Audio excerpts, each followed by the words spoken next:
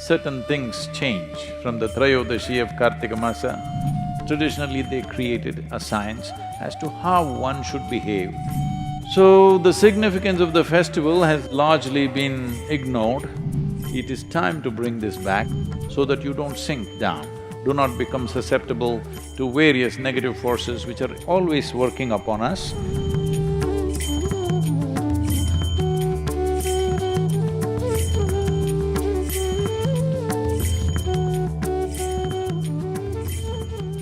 Diwali time.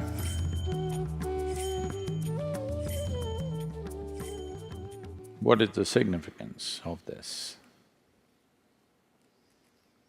This is a festival which always comes in the month of Kartika as per the lunar cycles on the 13th day, which is called as Trayodashi.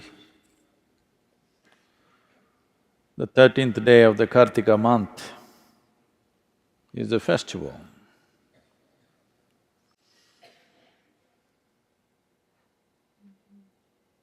Traditionally, the science behind this is, on this day, everybody worships. On the Deepavali day, everybody is supposed to worship Dhanavantari, the deity dedicated to one's health and well-being.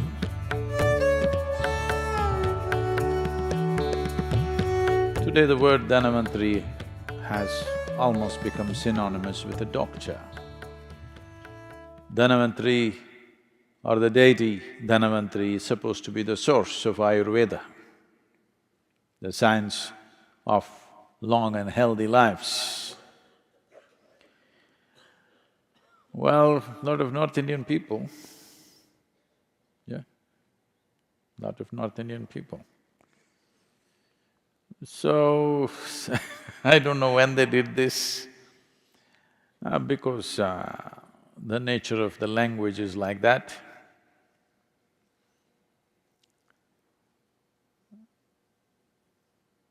In northern India, most people speak Hindi language and the last syllable, they'll cut it off.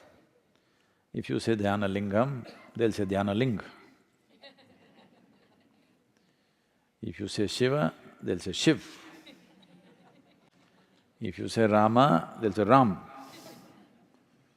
The language has the habit of cutting off the last syllable always, almost everything. Krishna, Krishna.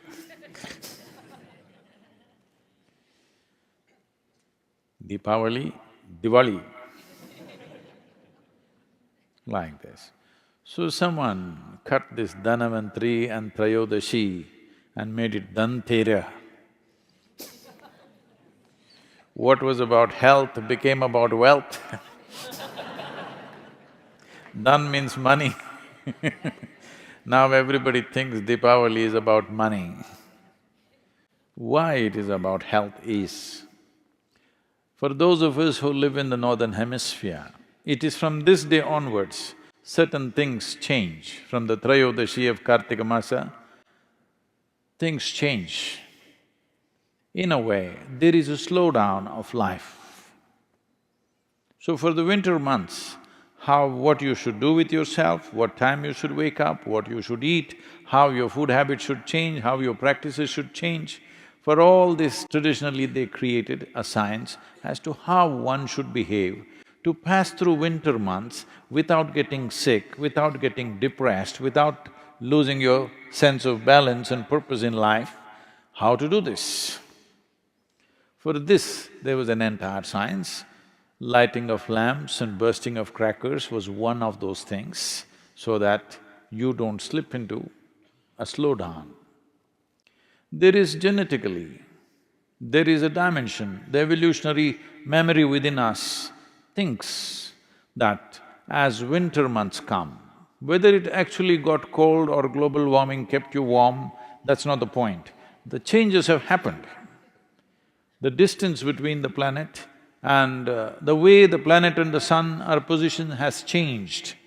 Because of that, slowdown of life happens. If you were a bear, I believe you were some time ago. You would be hibernating. So there is a tendency for the body to hibernate. If you do not know this, the seed doesn't sprout. Nobody plants a seed from this season to 14th of January in India because the seed will not sprout fully or will not sprout at the same speed as it would in other seasons. Everything, life slows down in the northern hemisphere. Because life is slowing down, we are preparing to do more energetic things around us so that we don't really slow down and become a part of that. In a way, we are trying to assert our evolution. Yes, if we were some other creature, we would go and curl up somewhere. But now we have become human, we have transcended our biology. Am I assuming too many things?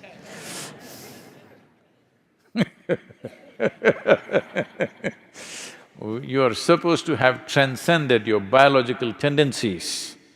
So, to transcend this, there's a whole lot of activity created so that you don't go into a hibernating kind of state. Physically slow down, mentally little bit of depression could easily happen in everybody because the season is like that. In colder countries, definitely people experience this. Huh? Yes or no?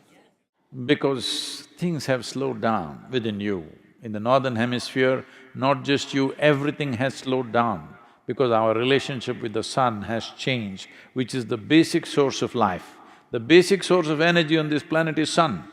Not because you came up with a solar panel, it's always been so. Now, because the northern hemisphere, its relationship with the sun has changed, you're looking away from the sun. There is a slowdown from this month, the 13th day of this lunar month, which is called as the Kartika Trayodashi. So to make up for this, in India there are various things done. From this month onwards, normally, traditionally, the roles of males and females are interchanged at this time. For example, it is a part of daily activity for a woman, not anymore, in rural India still, that first thing in the morning, she cleans the front of her house and draws some geometrical figures. These geometries, today she knows only one design, unfortunately. She keeps putting the same thing, or she got it painted, or she has a template and she puts it. Otherwise, she is supposed to use rice flour and every day, Monday, Tuesday, like this, every day of the week, she is supposed to draw a specific design, geometric design, to attract a certain kind of energy into her home. If it's a full moon day, a certain kind of design. If it's a new moon day, a certain kind of design. So 28 patterns were there, which people knew on which day what to put. So during these months, it'll become the duty of the men to do this. And this is the only month where men are supposed to go out singing on the street in the morning. Early morning, they're supposed to go singing on the street.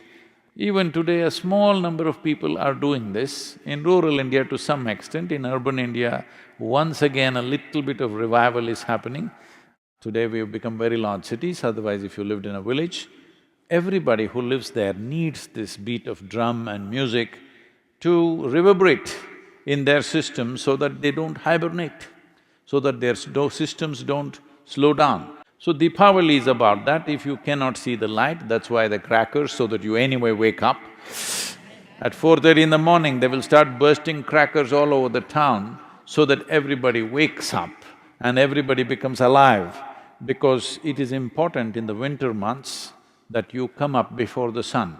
The first ray of sun should not hit a blade of grass or some other worm or insect. The first ray of sun must hit you.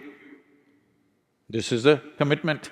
That is why before sunrise, everybody is out to receive the first rays of sun upon themselves, not upon the ground. So, the significance of the festival has largely been ignored, but still people are singing a bit and bursting crackers a bit.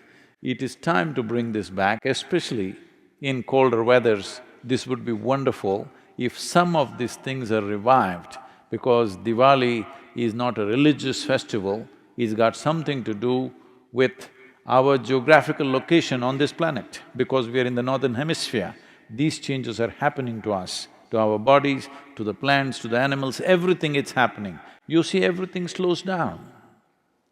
But if you slow down within yourself, mentally if you slow down, you will become little dim.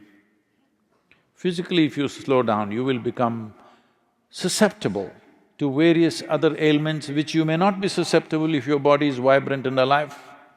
If this body is vibrant and alive, there are 1,000 infections within you right now, but you don't get sick because body is alive and vibrant. If little slowdown happens, all these little things become major problems within you. This is why the whole thing about Dhanavantari, the science of health and well-being, that it must be kept alive till 14th of January, everything must be kept alive. You need music, you need more light, you need lamplight, you need all kinds of things to keep the atmosphere alive for yourself so that you don't sink down and do not become susceptible to various negative forces which are always working upon us. It is just that some are sailing above it, some are sinking into it. So this is the significance of Deepavali. It is Dhanavantari's Trayodashi.